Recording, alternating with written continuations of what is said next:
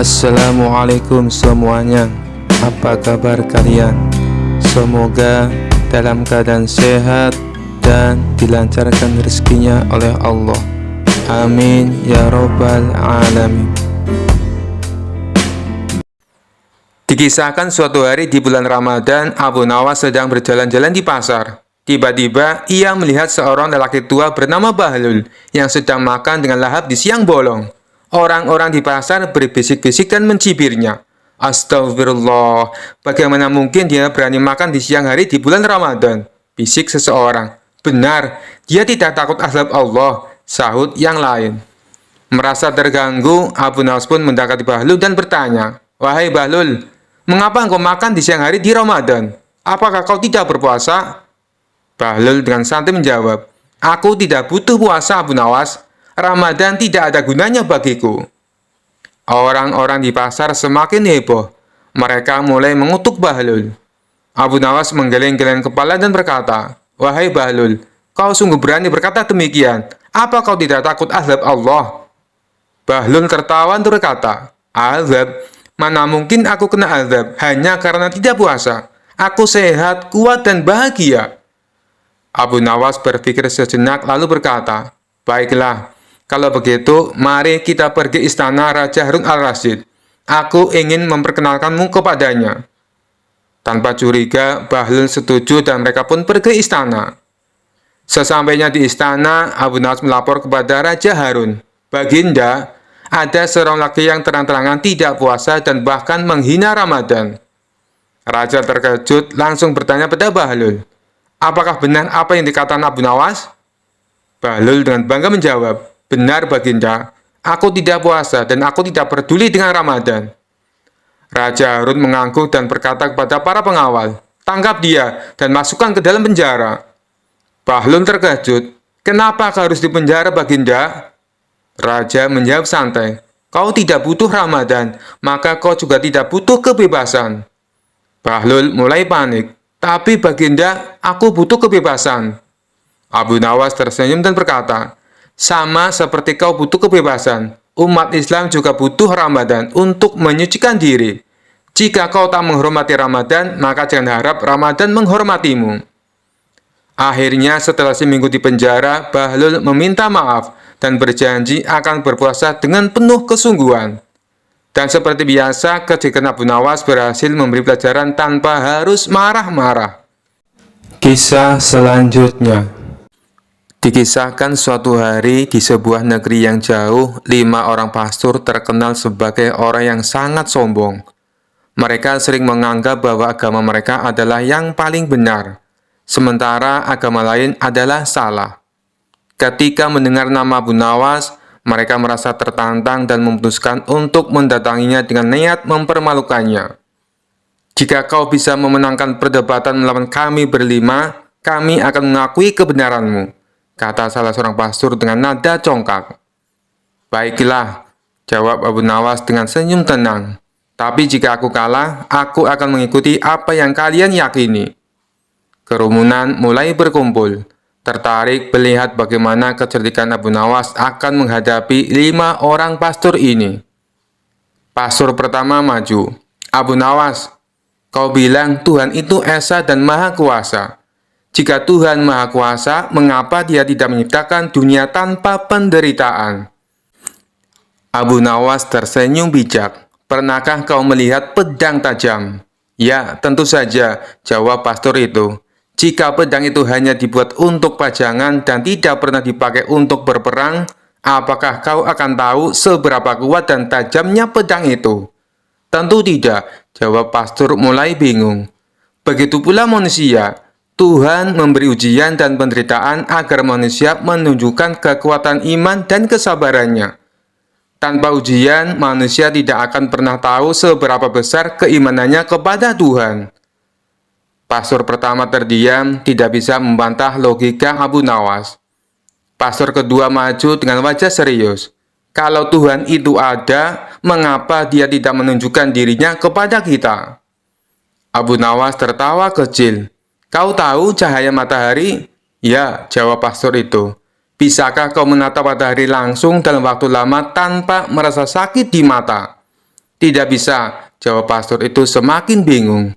Begitu pula dengan Tuhan, kita tidak bisa melihatnya dengan mata kita, karena keagungan dan kemuliaannya jauh lebih dahsyat dari cahaya matahari. Tapi kita bisa merasakan kehadirannya lewat segala ciptaannya di dunia. Pastor kedua terdiam, kehilangan kata-kata. Pastor ketiga mencoba menyerang dari sudut lain.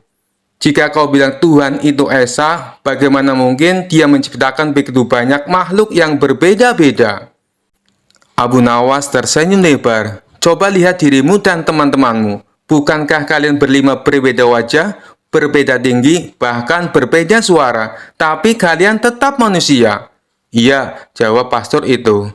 Begitu pula Tuhan, Dia esa, tapi kekuasaannya meliputi segala ciptaan yang berbeda-beda. Tuhan yang sama menciptakan langit dan bumi, manusia dan hewan, siang dan malam, karena keesaannya justru terbukti dari kebesaran ciptaannya. Pastor ketiga hanya bisa mengangguk-angguk. Pastor keempat mulai cemas, tapi tetap mencoba peruntungannya. Bagaimana kau bisa yakin bahwa surga dan neraka itu benar-benar ada? Abu Nawas mengambil segelas air dingin dan semangkok sup panas. Mana yang lebih menyegarkan saat kau sedang haus? Tentu saja air dingin, jawab pastor itu. Dan mana yang membuatmu tidak nyaman jika kau memasukkan tangan ke dalamnya? Tanya Abu Nawas sambil menunjuk semangkuk sup panas. Sup panas, jawab pastor itu. Nah, itulah bukti sederhana. Jika di dunia saja ada rasa nyaman dan tidak nyaman, maka di akhirat ada surga sebagai tempat nyaman, dan neraka sebagai tempat tidak nyaman. Logikanya sama. Pastor keempat terdiam, tak mampu menjawab. Pastor kelima yang paling sombong di antara mereka mencoba pertanyaan terakhir. Jika Tuhan itu Maha Pengampun, mengapa Dia tidak mengampuni semua orang tanpa syarat? Abu Nawas tersenyum tipis. Jika ada seorang murid malas yang tidak belajar sama sekali, apakah kau akan berinya nilai tinggi tanpa dia berusaha? Tentu tidak, jawab pastor itu cepat. Begitu pula Tuhan. Tuhan Maha Pengampun, tapi pengampunannya diberikan kepada mereka yang mau bertobat dan berusaha menjadi lebih baik. Pengampunan tanpa syarat hanya akan membuat manusia lalai dan tidak bertanggung jawab. Pastor kelima pun terdiam, tak mampu membantah Abu Nawas. Setelah mendengar semua jawaban Abu Nawas, kelima pastor itu saling berpandangan. Mereka akhirnya mengakui kekalahan mereka. Dengan suara lirih, salah satu pastor berkata, Abu Nawas, kau benar. Kami datang dengan niat untuk mempermalukanmu, tapi justru kami yang dipermalukan oleh kecerdasan dan kebenaranmu. Ajaran kami lebih banyak tentang keimananmu. Abu Nawas tersenyum bijak. Kalian telah membuat keputusan yang tepat. Kebenaran adalah milik Tuhan, dan siapapun yang mencarinya dengan hati yang ikhlas akan menemukannya. Kelima pastor itu pun akhirnya meninggalkan keyakinan lama mereka dan memeluk ajaran yang dibawa oleh Abu Nawas. Kisah selanjutnya. Dikisahkan pada suatu hari, Raja Harun al-Rasyid merasa lelah dengan berbagai perkara di kerajaannya, mulai dari kasus yang kecil hingga kasus yang besar. Raja memutuskan menunjuk Abu Nawas menjadi hakim untuk mengadili berbagai kasus yang sulit. Ketika Abu Nawas baru duduk di kursi hakim, datanglah dua perkara yang berbeda. Yang pertama adalah seorang pemuda miskin yang tertangkap karena mencuri sandal di masjid. Yang kedua adalah seorang pejabat kerajaan yang tertangkap melakukan korupsi uang rakyat dalam jumlah yang besar. Raja dan seluruh rakyat berkumpul di ruang persidangan karena penasaran bagaimana Abu Nawas akan mengadili kedua kasus tersebut. Sidang pertama, maling sandal. Abu Nawas menatap pemuda miskin itu dan bertanya, "Mengapa kau mencuri sandal di masjid?"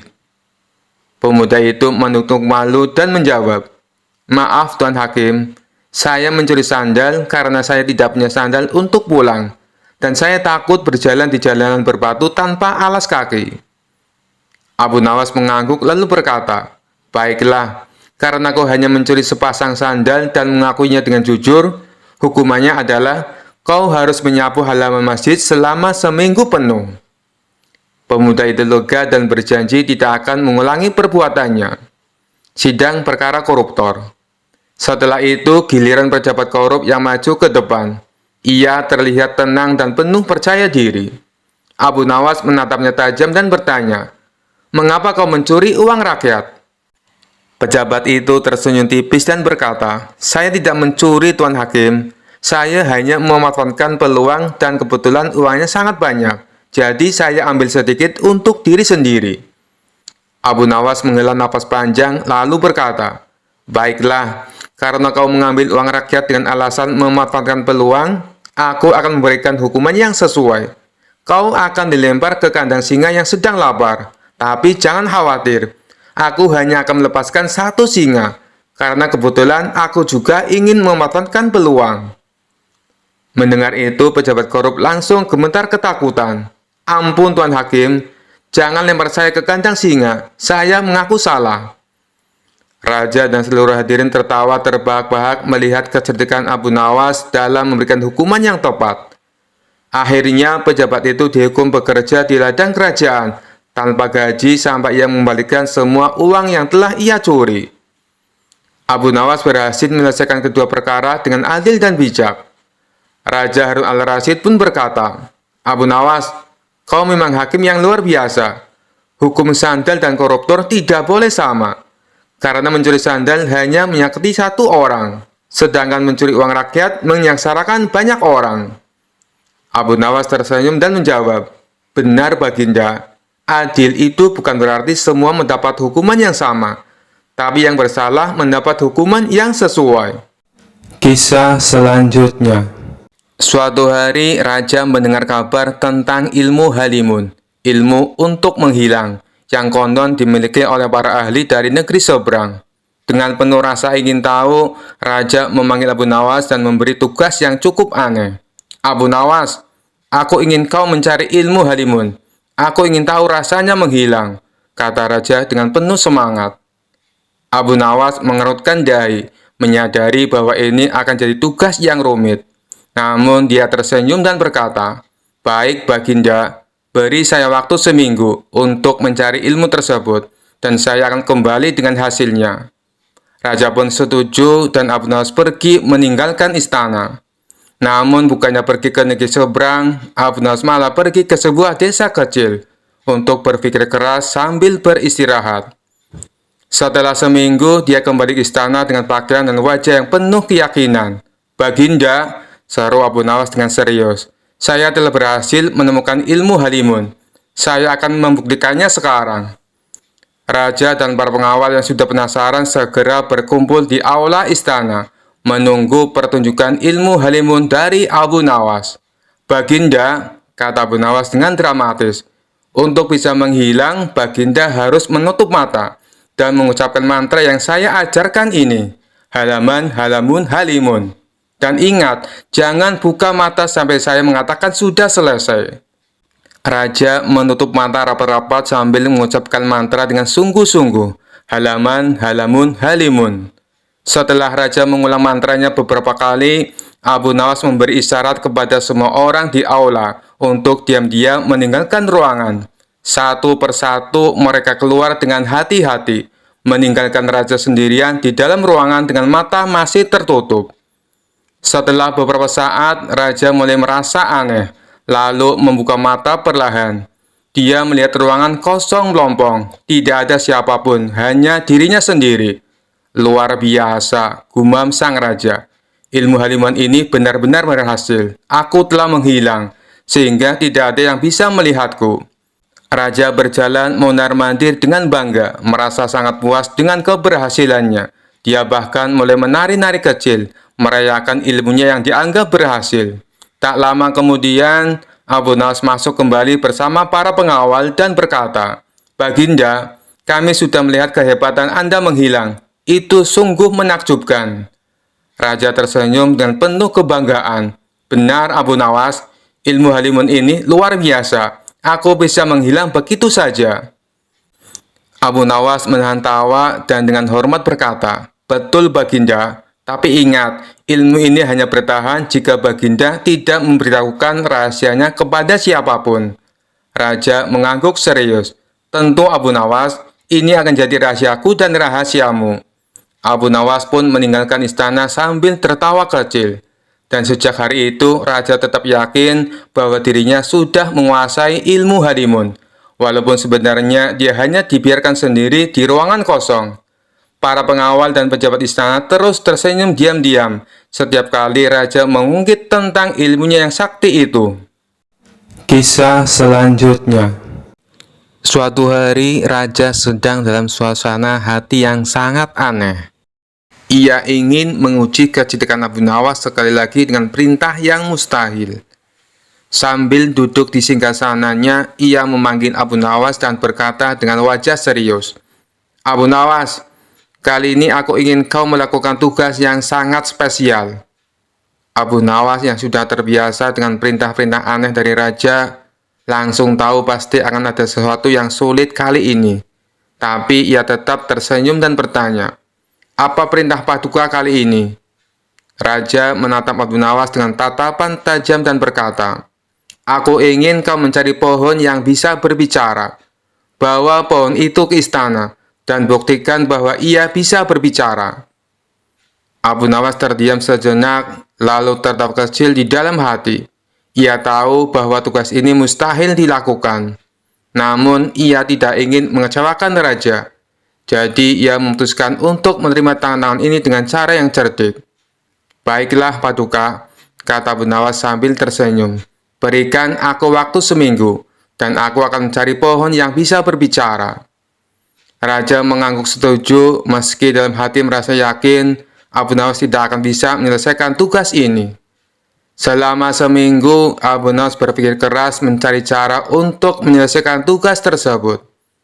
Ia berjalan-jalan di sekitar hutan, mengamati pohon-pohon, dan akhirnya mendapatkan ide cemerlang.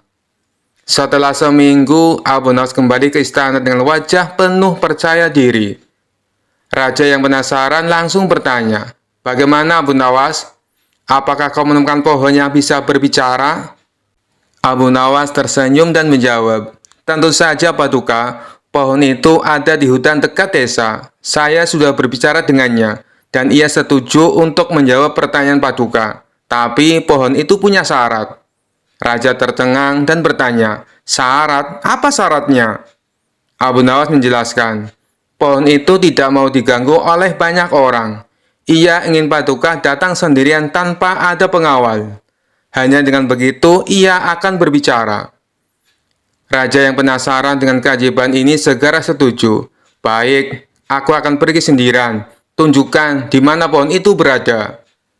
Abu Nawas lalu membawa raja ke hutan, menuju sebuah pohon besar yang sangat tua. Pohon itu tampak kokoh dengan akar yang besar menjalar di sekelilingnya. Setelah sampai di depan pohon, Abu Nawas berkata, "Inilah pohon yang bisa bicara, Paduka. Silakan berbicara padanya, dan ia akan menjawab."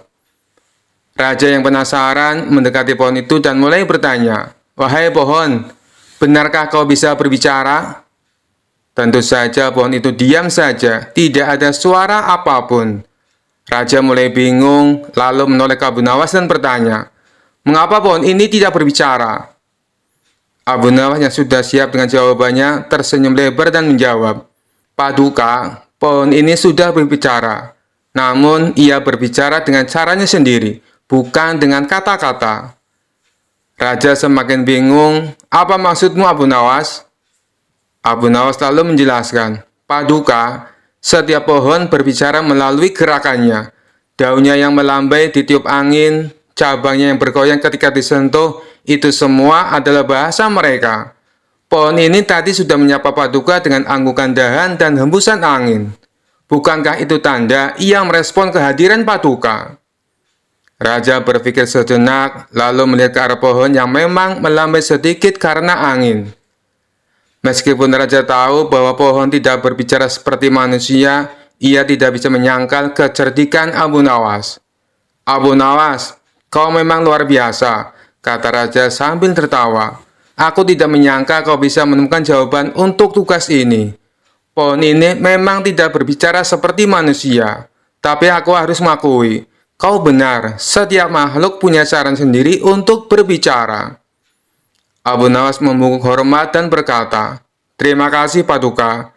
Pohon ini memang luar biasa, seperti halnya setiap ciptaan di alam. Mereka semua berbicara, hanya saja kita yang harus mendengarkan dengan cara yang berbeda. Raja puas dengan jawaban itu, dan sejak itu ia tidak pernah lagi meragukan kecerdikan Abu Nawas. Meskipun perintah-perintah ia berikan selalu di luar akal sehat. Dan tentu saja orang-orang di istana kembali tertawa, karena Abu Nawas lagi-lagi berhasil mengatasi tantangan yang mustahil dengan cara yang kocak dan cerdas. Kisah selanjutnya. Suatu hari, Raja kembali memanggil Abu Nawas ke istana untuk memberi perintah aneh lagi. Raja yang terkenal suka menguji kecerdikan Abu Nawas tersenyum licik dan berkata, "Abu Nawas, kali ini aku punya tugas sangat penting untukmu." Abu Nawas sudah mencium gelagat tak biasa, menjawab dengan hati-hati, "Apa tugasnya, tuanku?" Raja dengan suara lantang berkata, "Aku ingin kau pergi dan mencari ujung bumi. Bawa aku laporan tentang apa yang ada di sana. Jangan kembali sampai kau menemukannya." Abu Nawas yang tahu bahwa perintah ini jelas-jelas mustahil, pura-pura terkejut. Tapi seperti biasa, ia segera berpikir cepat.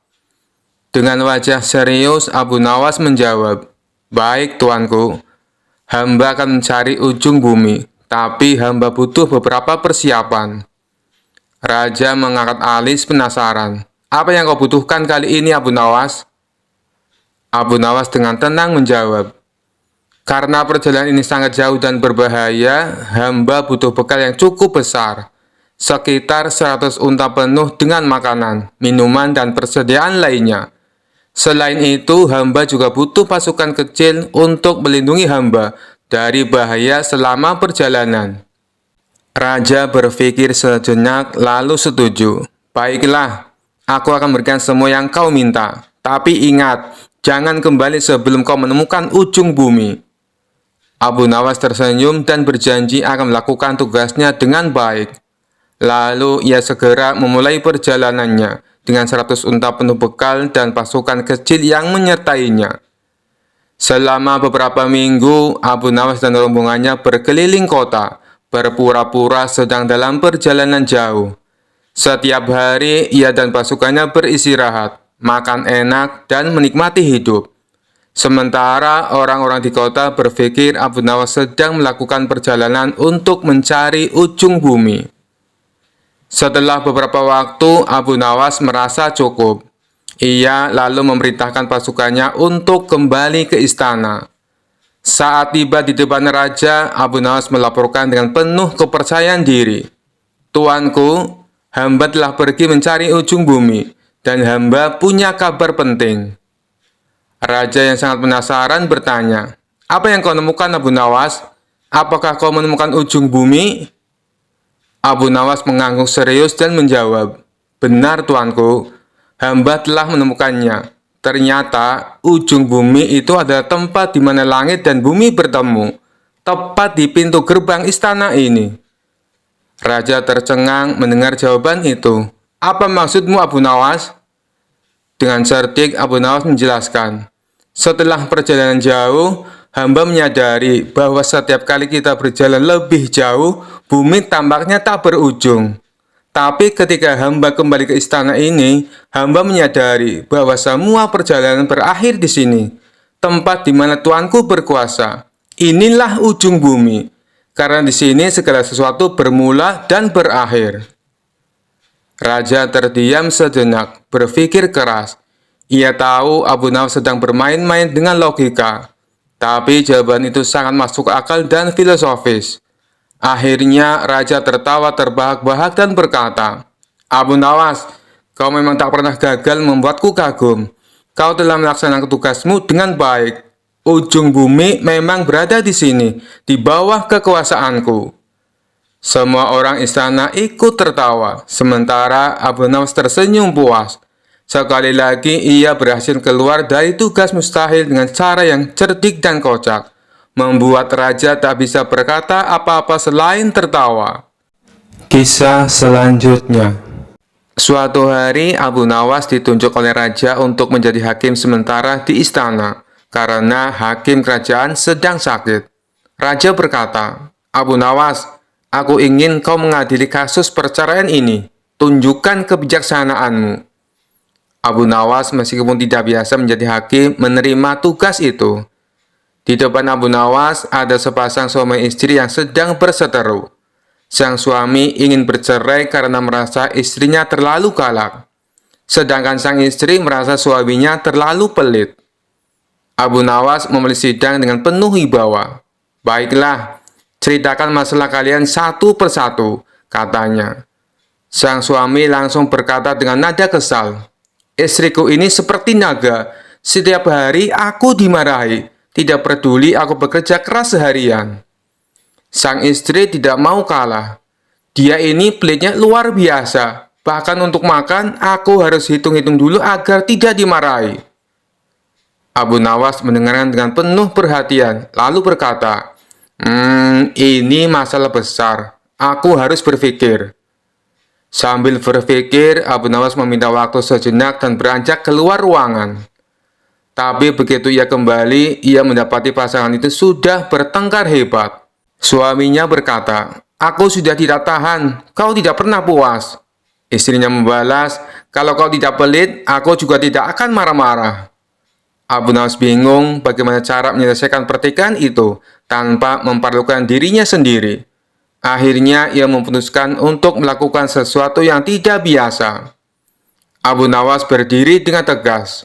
"Baiklah, karena kalian berdua tidak bisa akur, aku akan memberi kalian hukuman." Pasangan itu terkejut. "Hukuman? Apa maksud Anda, Tuan Hakim?" Abu Nawas tersenyum kecil. "Kalian akan dihukum tinggal bersama selama 3 bulan di penjara istana. Kalian harus makan, tidur, dan melakukan semua kegiatan bersama.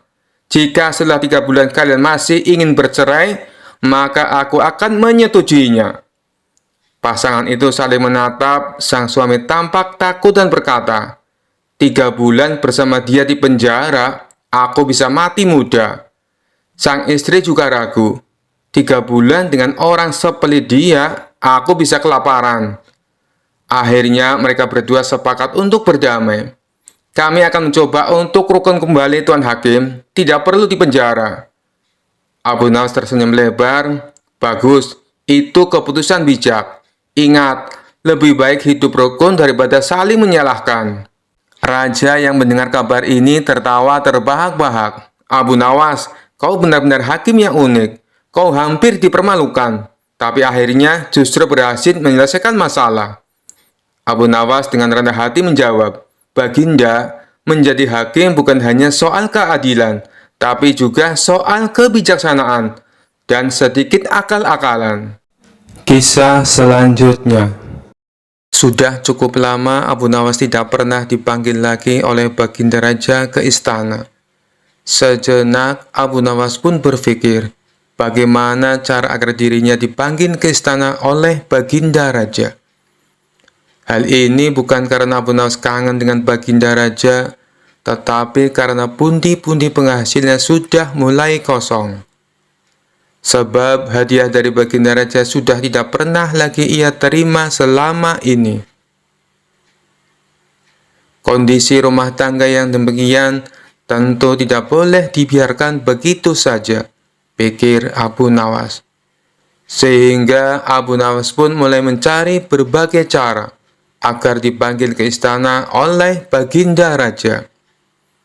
Lama berpikir, tiba-tiba hujan turun yang begitu derasnya, sehingga Abu Nawas berlari ke dalam rumahnya.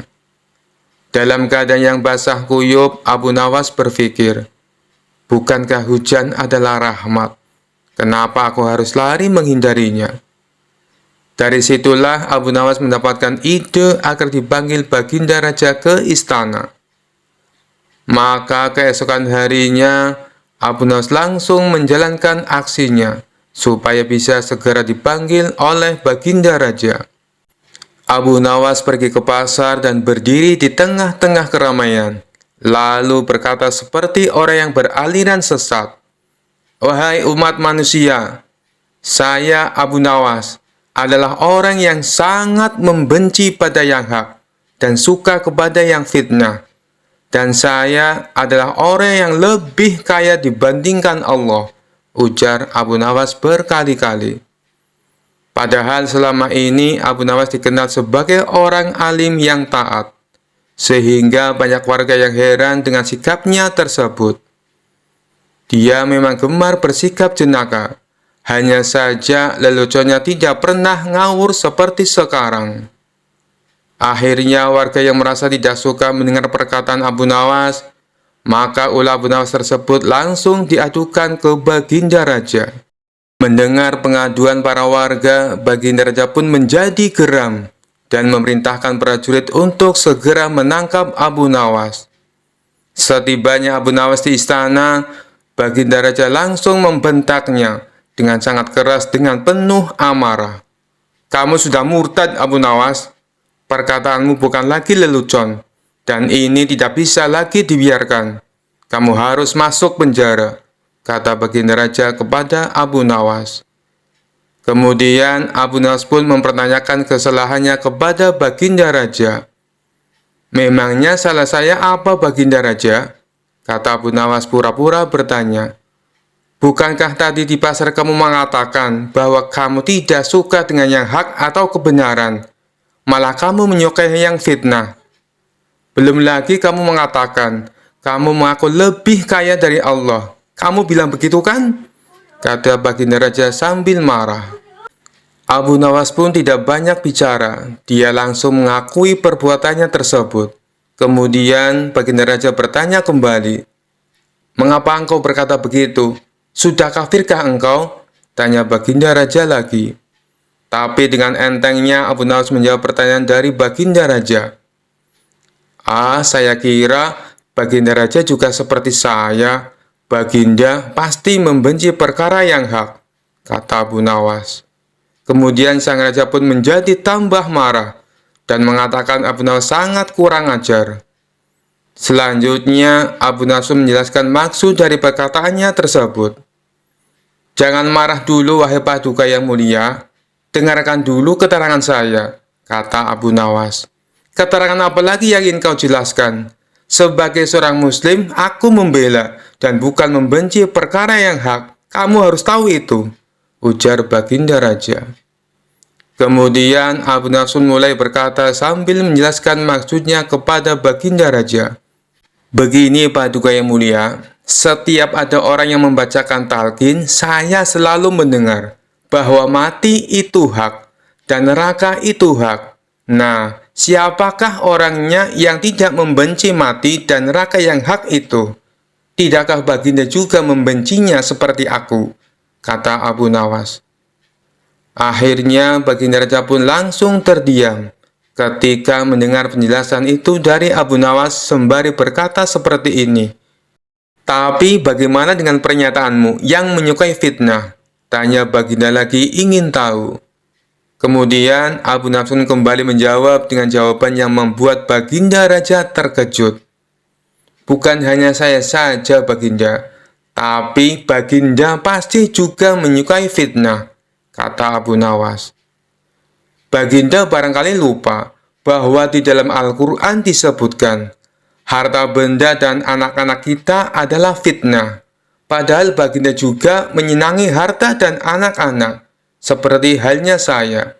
Benar begitu, Paduka yang mulia?" lanjut Abu Nawas. Baginda Raja pun hanya membenarkan perkataan Abu Nawas dan mengangguk-anggukkan kepalanya lagi.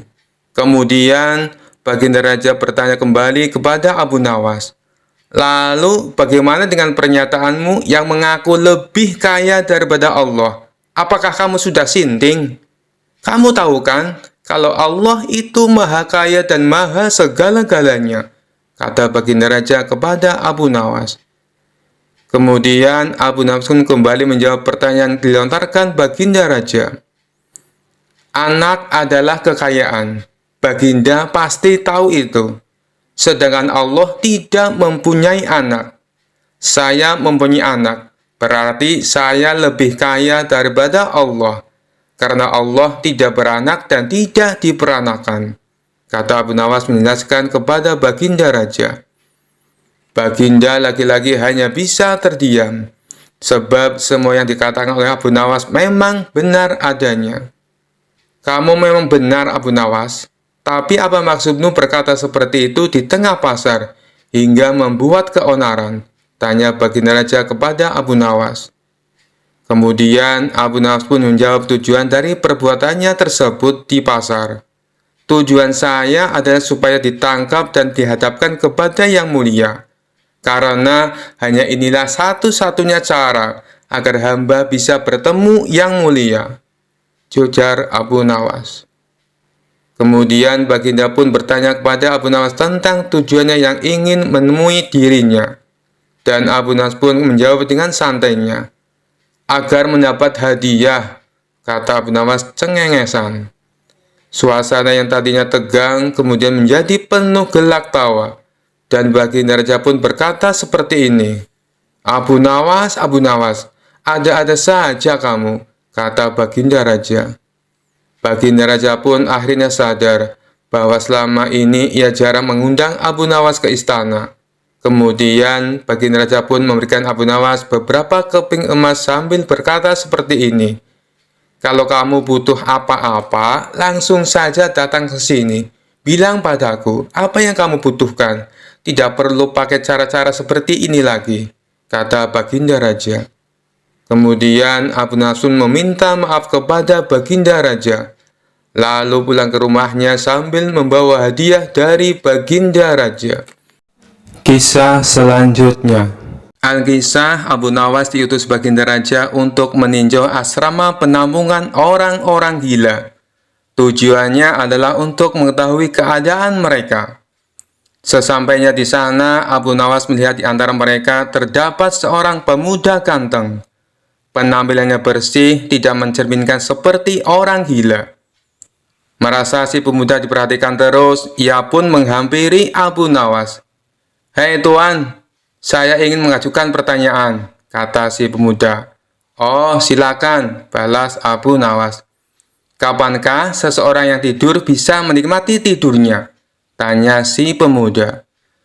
Ketika dia bangun dari tidurnya, jawab Abu Nawas. Bagaimana mungkin dia bisa menikmati tidur, padahal ia sudah bangun? Tanya si pemuda kembali. Ya, kelezatan tidur itu sebelum dia tidur, jawab Abu Nawas. Namun pemuda itu kemudian bertanya lagi. Bagaimana mungkin menikmati kelezatan tidur, sedangkan dia belum tidur? Abu Nawas menjawab, kelezatan dan kenikmatan tidur itu saat dia tidur. Mendengar jawaban Abu Nawas, si pemuda itu merasa tidak puas. Ia pun lantas berkata, orang yang sedang tidur itu tidak bisa merasakan sesuatu. Bagaimana bisa orang yang tidak sadar bisa merasakan sesuatu? Abu Nawas terbengong mendengar jawaban si pemuda. Kali ini ia tidak bisa menjawab pertanyaan si pemuda tersebut.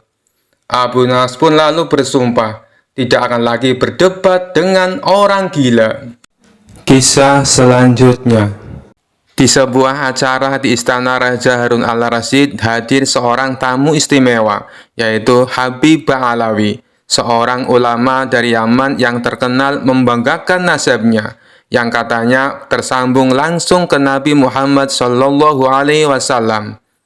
Habib ini tidak hanya berbicara tentang ilmu agama, tetapi juga sering menyisipkan cerita tentang garis keturunannya. Aku adalah keturunan Rasulullah, maka sudah sepantasnya aku dihormati lebih dari siapapun di sini, katanya dengan suara lantang, membuat beberapa tamu istana merasa risih. Raja Harun yang tahu Abu Nawas pasti bisa menghibur suasana memanggilnya. Abu Nawas, kemarilah. Aku ingin kau berbincang dengan Habib Ba'alawi.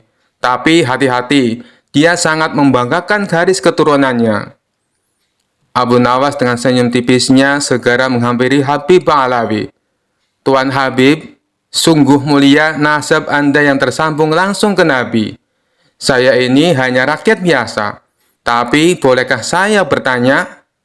Silakan Abu Nawas, jawab Habib dengan nada tinggi, merasa posisinya lebih tinggi. Abu Nawas memulai dengan nada polos. Tuan Habib, Karena nazar Anda sangat mulia, saya penasaran. Apakah kemuliaan itu otomatis membuat Anda bebas dari dosa? Habib Alawi menjawab dengan yakin, tentu saja tidak. Tapi keturunan Nabi memiliki tanggung jawab besar untuk menjaga martabat dan kehormatan. Luar biasa, kata Abu Nawas sambil mengangguk-angguk. Berarti jika Anda melakukan kesalahan, kesalahan itu tidak bisa disalahkan pada Nabi kan? Tentu saja tidak, jawab tegas sang Habib. Kalau begitu Tuan Habib, lanjut Abu Nawas dengan senyum lecek.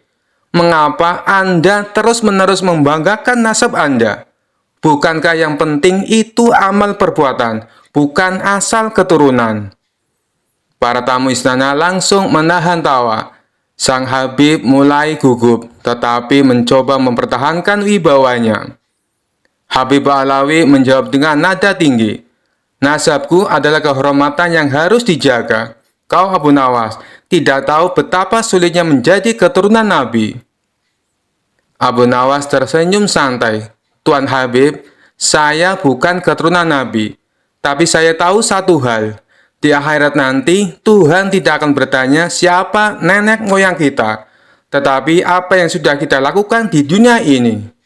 Sang Habib mulai terpojok, tetapi tetap mencoba membalas. Tapi Abu Nawas, kau harus tahu, aku ini ibarat akar yang mulia, sedangkan kau mungkin hanya ranting liar yang tumbuh di mana-mana. Abu Nawas tertawa kecil. Tuan Habib, akar memang penting, tapi jika pohonnya tidak berbuah, apa gunanya? Sedangkan ranting liar seperti saya, meskipun kecil, kadang bisa memberi buah yang manis. Raja Harun al-Rasyid langsung tertawa terbahak-bahak mendengar jawaban Abu Nawas. Para tamu pun ikut tertawa, sementara wajah Habib mulai memerah karena malu. Melihat suasana semakin panas, Abu Nawas menambahkan, Tuan Habib, jangan marah. Anda seperti permata. Saya seperti batu biasa. Tapi ingat, bahkan permata tetap harus diasah agar berharga. Sedangkan batu biasa seperti saya, kadang bisa menjadi pondasi rumah yang kuat. Sang Habib hanya terdiam, menyadari bahwa Abu Nawas tidak hanya cerdas, tetapi juga berbicara dengan penuh makna. Dengan malu-malu, ia berkata, Abu Nawas, kau benar. Aku harus lebih banyak belajar rendah hati. Abu Nawas tersenyum, Tuan Habib, kita semua belajar. Saya pun belajar dari Anda. Tapi jangan terlalu sering bicara tentang nasab, karena Tuhan menilai dari hati, bukan dari silsilah. Raja Harun tertawa puas. Abu Nawas, kau telah menyelamatkan acara ini dari kebosanan. Habib, anggap ini pelajaran berharga. Sejak itu, Habib Alawi lebih berhati-hati dalam membanggakan nasabnya. Sementara Abu Nawas kembali menjadi pahlawan cerdik istana yang dihormati semua orang. Kisah selanjutnya. Seluruh pegawai istana diberitahu untuk kumpul di istana oleh Baginda Raja bersama para menteri. Setelah semua bawahannya itu berkumpul, Baginda Raja lalu menyampaikan maksudnya. Kalian semua aku undang ke sini karena ada beberapa hal yang ingin aku sampaikan. Yang pertama, aku ucapkan terima kasih kepada kalian. Karena selama ini kalian telah bekerja keras ikut membantu mengurus negeri yang kita cintai ini, kata Baginda Raja. Yang kedua, hari ini adalah hari jadi negeri kita.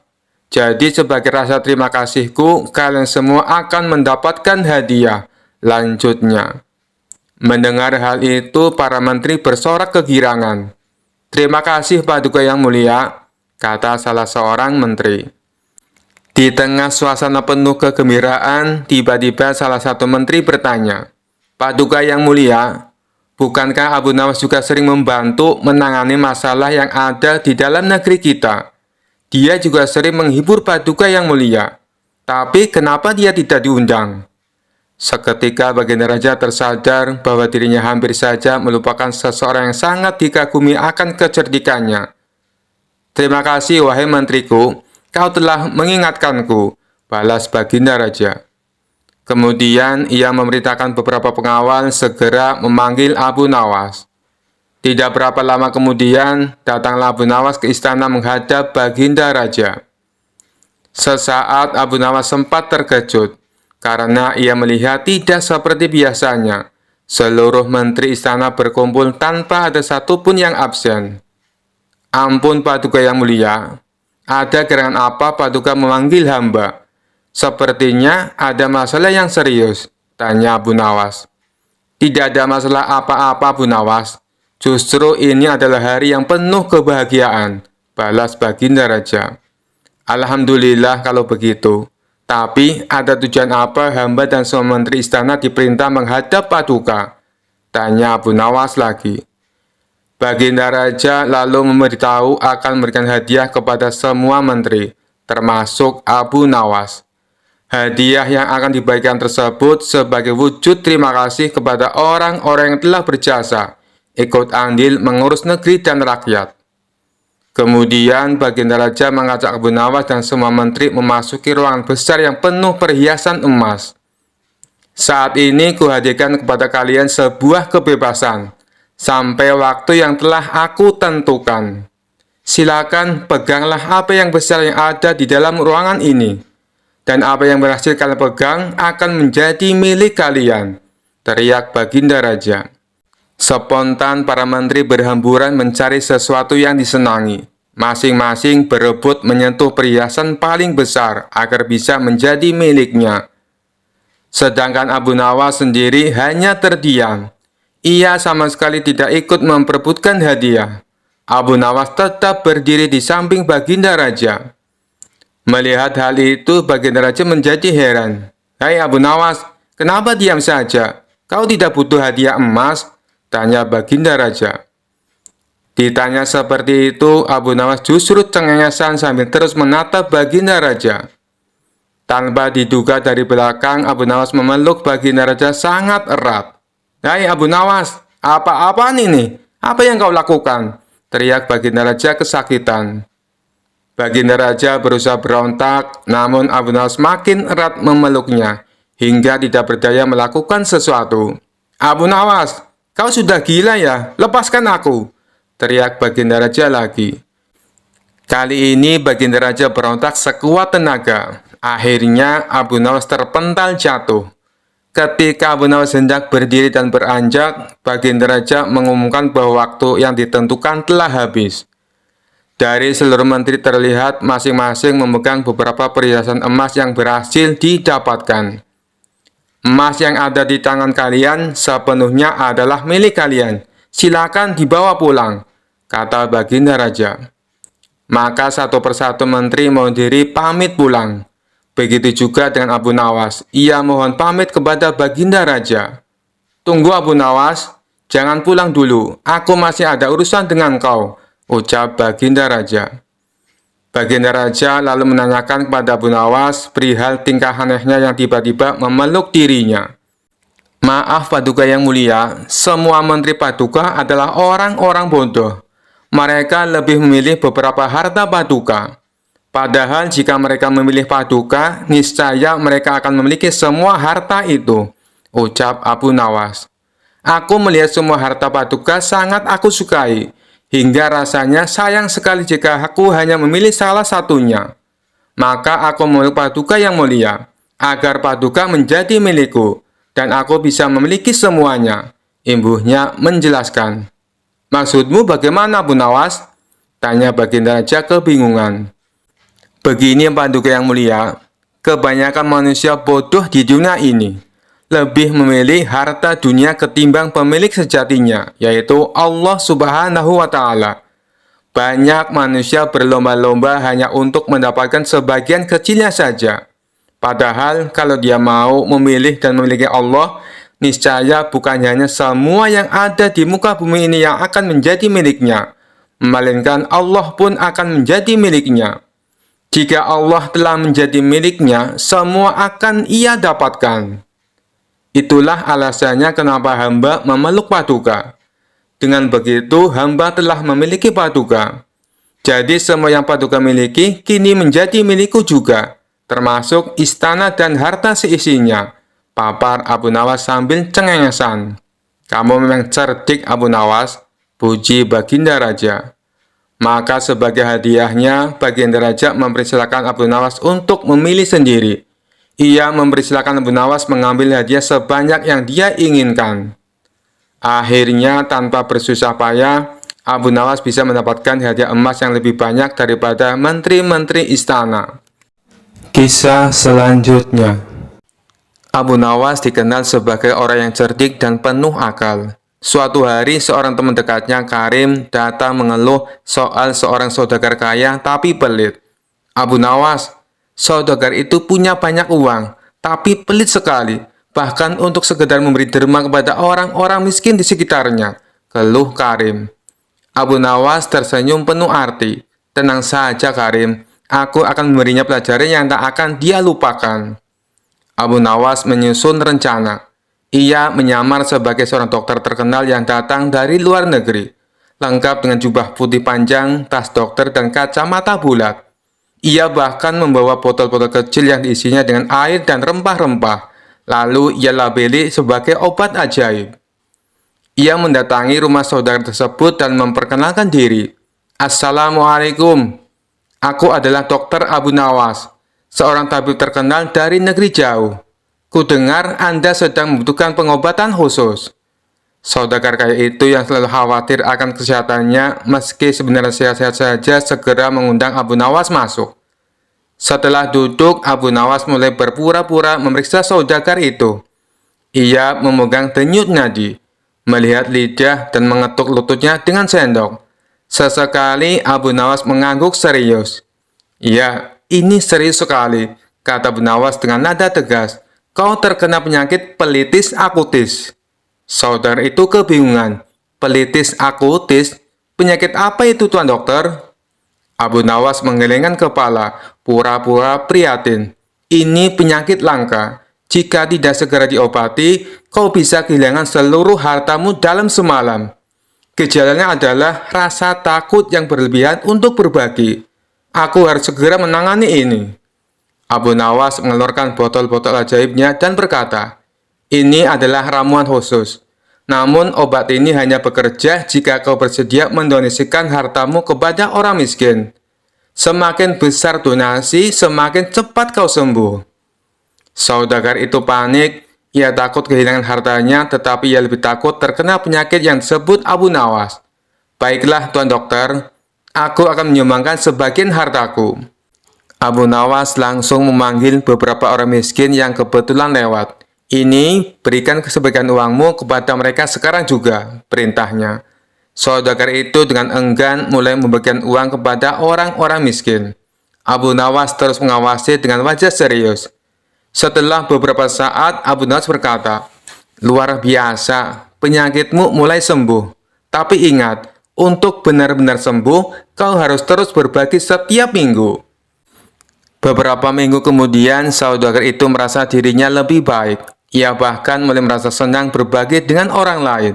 Namun saat ia mendengar bahwa Dr. Abdul Nawas sebenarnya adalah Abu Nawas, ia malah tertawa. "Abu Nawas memang pintar sekali. Dia menipuku, tapi aku tak marah. Aku justru merasa lebih bahagia sekarang." Sejak saat itu, saudagar tersebut berubah menjadi orang yang dermawan. Dan Abu Nawas kembali terkenal sebagai sosok cerdik yang selalu punya cara unik untuk memperbaiki keadaan. Kisah selanjutnya. Dikisahkan pada suatu hari di sebuah auditorium megah di Damaskus diadakan debat besar-besaran antara seorang pastor dan seorang ulama Islam. Tapi kali ini yang dikirim untuk membela Islam bukanlah syekh biasa, melainkan Abu Nawas. Ribuan orang hadir siap menyaksikan debat seru ini. Pastor naik ke podium dengan percaya diri, sementara Abu Nawas masih sibuk menikmati buah kurma di bangkunya. Pastor naik ke podium lebih dulu dan mulai berbicara dengan percaya diri. "Kalian umat Islam selalu melarang penyembahan berhala, tapi kalian semua sujud menghadap Ka'bah yang jelas-jelas terbuat dari batu. Apa bedanya dengan patung singa yang juga terbuat dari batu? Kalau patung singa tidak boleh disembah, kenapa Ka'bah boleh dihadapi?" Penonton mulai berbisik-bisik. Abu Nawas yang duduk santai di kursinya hanya tersenyum. Pastor melanjutkan, Lalu kalian mengharamkan babi, karena katanya hewan ini makan kotoran. Tapi saya punya peternakan babi yang diberi makan sayuran dan minum susu. Sementara ayam-ayam kalian malah suka makan kotoran. Jadi, mana yang lebih bersih? Para hadirin mulai terdiam. Pastor tersenyum puas. Abu Nawas bangkit dari kursinya, melangkah santai ke depan lalu berkata, "Yang pertama, soal Ka'bah. Kami tidak menyembah batu, tapi menaati perintah Tuhan. Kalau Tuhan menyuruh kami sholat menghadap pohon, kami akan menghadap pohon. Kalau diperintah menghadap sandal, ya kami menghadap sandal. Yang penting taat, bukan batunya." Hadirin tertawa mendengar jawaban nyeleneh Abu Nawas. Pastor terdiam, tapi tetap mencoba mempertahankan argumennya. Abu Nawas melanjutkan, "Nah, sekarang soal babi. Tadi Anda bilang babi itu bersih karena makan sayuran. Baiklah, saya beri contoh mudah. Kalau Anda punya anjing, lalu Anda kasih makan kue setiap hari, apakah anjing itu berubah jadi kelinci? Tidak kan? Tetap anjing." Seluruh auditorium meledak dalam tawa. Pastor mulai gelisah, tapi Abu Nawas belum selesai. "Sekarang saya beri eksperimen sederhana. Tolong panitia bawa 1 ekor ayam dan 1 ekor babi ke panggung." Seekor ayam dan seekor babi dinaikkan ke panggung. Abu Nawas berkata, "Perhatikan baik-baik. Kalau 2 ayam jantan bertemu, mereka akan bertarung untuk mendapatkan betina. Tapi kalau 2 babi jantan bertemu, mereka malah berbagi betina." Penonton menyaksikan dengan mata terbelalak. Pastor mulai berkeringat. Abu Nawas melanjutkan dengan wajah serius. "Dalam Islam, kita punya aturan menjaga kehormatan. Istri hanya untuk suaminya, bukan untuk dibagi-bagi seperti babi. Maka dari itu, babi diharamkan, bukan cuma karena makanannya, tapi juga kelakuannya." Auditorium langsung bergemuruh. Pastor tak bisa menjawab, hanya bisa menunduk dan buru-buru turun dari podium. Sementara itu, Abu Nawas tersenyum puas dan berkata, "Jadi, siapa yang mau ikut makan ayam setelah ini?" Tawa pun pecah. Abu Nawas kembali ke Baghdad dengan kemenangan gemilang. Kisah selanjutnya. Suatu hari, Baginda Raja mendengar kabar dari menteri kalau beberapa belakangan hari ini Abu Nawas sering bertingkah aneh. Hampir setiap hari Abu Nawas melalui waktunya duduk di atas kuburan. Karena penasaran dan khawatir, Baginda Raja pun segera mendatangi Abu Nawas. Sesampainya di kuburan, Baginda Raja mendapati Abu Nawas yang sedang duduk seorang diri. "Abu Nawas, kenapa sekarang kamu bertingkah seperti orang gila?" tanya Baginda Raja. Abu Nawas balik bertanya, "Hamba atau Baginda Raja yang gila?" Baginda Raja menjawab, "Tentu saja kamu yang gila. Ngapain juga setiap hari duduk di kuburan?" "Justru itulah hamba yang waras dan Baginda yang gila," timpal Abu Nawas. Baginda Raja pun heran dengan jawaban Abu Nawas. "Kenapa bisa begitu, wahai Abu Nawas?" tanya Baginda Raja. "Ya, karena aku tahu bahwa istana dan kekuasaan Baginda Raja suatu saat pasti akan musnah. Dan disitulah Baginda akan hidup abadi," jawab Abu Nawas sambil menunjuk ke sebuah kuburan. "Oleh karenanya, hamba mempersiapkan diri untuk tinggal kekal di sini. Sementara Paduka justru menyibukkan diri dengan membangun istana megah. Padahal semua itu akan musnah. Paduka terlihat begitu membenci kuburan. Padahal disitulah kelak tempat peristirahatan terakhir Paduka," tutur Abu Nawas menegaskan. Mendengar perkataan Abu Nawas itu, Baginda Raja seketika langsung terdiam. "Jika demikian adanya, lalu siapa di antara kita yang gila, wahai Baginda Raja?" tanya Abu Nawas menegaskan. Baginda Raja tidak mampu bicara sedikit pun. Ia hanya bisa menangis terisak. "Demi Allah, benar sekali apa yang kau katakan. Nasihatilah aku, wahai Abu Nawas," pinta Baginda Raja. Dengan pandangan sorot mata yang tajam, Abu Nawas berkata, "Cukuplah Baginda melakukan banyak amalan soleh." Perlahan tangis Baginda Raja mulai reda. Terima kasih atas nasihatnya, wahai Abu Nawas. Apakah kau mengingat sesuatu dariku? Tanya Baginda Raja. Ya, jawab Abu Nawas. Ada 3 permintaanku kepada Anda, wahai Paduka. Jika Anda sanggup melakukannya, hamba akan sangat berterima kasih sekali kepada Anda, ujar Abu Nawas. Baiklah, katakan apa permintaanmu, balas Baginda Raja. Pertama, bisakah Paduka yang mulia menambah atau memperpanjang usia hamba? Tanya Abu Nawas. Tentu saja aku tidak mungkin mampu melakukannya, jawab Baginda Raja. Permintaan hamba yang kedua, mampukah Paduka Raja menjaga hamba dari malaikat maut? Tanya Abu Nawas lagi. Tentu saja aku tak akan mampu, wahai Abu Nawas, jawab Baginda Raja. Baik, sekarang permintaan hamba yang ketiga. Mampukah Paduka memasukkanku ke surga dan menjauhkan diri hamba dari api neraka? Pinta Abu Nawas. Itu juga tidak mungkin mampu aku melakukannya, wahai Abu Nawas, jawab Baginda Raja. Kemudian Abu Nawas berkata, kalau begitu hamba tidak membutuhkan bantuan Anda. Silakan Paduka Raja pergi dari sini. Baginda Raja lantas meninggalkan Abu Nawas seorang diri di sebuah pemakaman yang penuh ketenangan. Sekian dulu perjumpaan kita kali ini. Sampai bertemu lagi di kisah-kisah selanjutnya. Terima kasih yang sudah subscribe dan setia menonton channel ini. Wassalamualaikum warahmatullahi wabarakatuh.